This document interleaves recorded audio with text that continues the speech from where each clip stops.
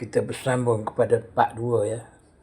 Perbezaan antara model GA100 original dan GA100 Casio GA100 original dan GA100 tiruan ya. Yang ni tiruan ya, yang merah ni. Butang ni ya. Ni. Dengar betul-betul ya. Dia tak ada bunyi beep. Ni tiruan.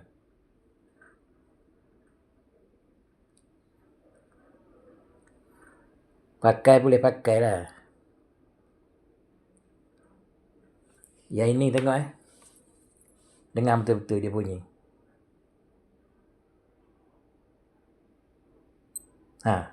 Tik dia bunyi.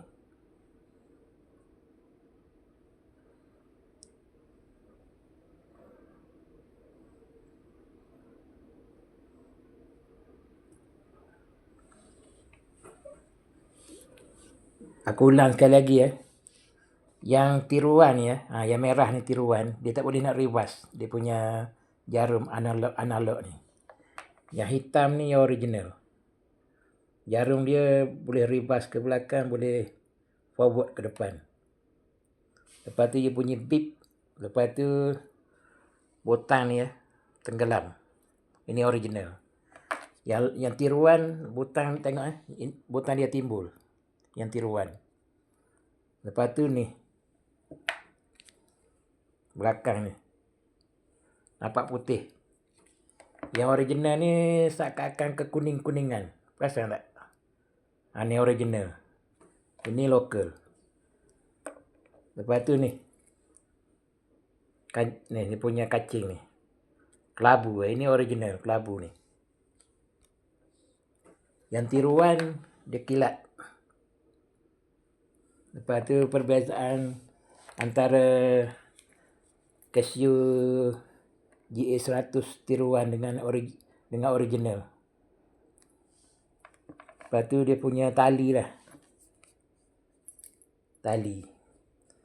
Yang ni macam kasar sikit. Yang tiruan ni. Yang original ni macam lembut sikit. Nampak tak? Ni. Tengok tali ni.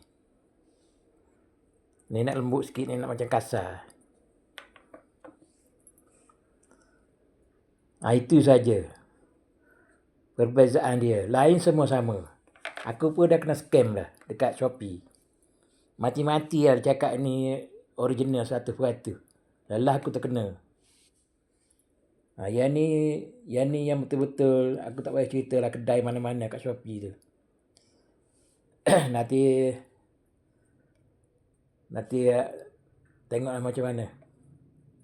Sekarang ni aku masih lagi menjaga privasi penjual ni.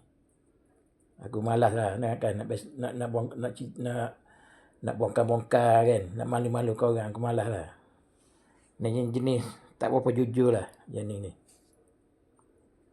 Dia punya berat sama.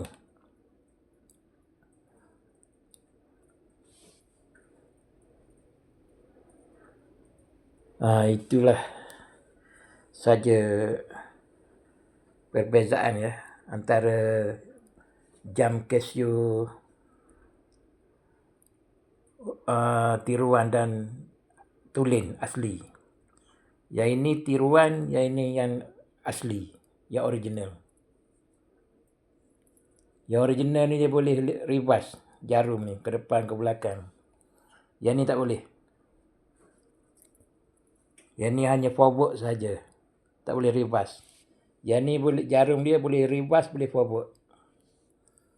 Sekianlah sahaja untuk kali ini ya. Terima kasih kerana sudi menonton.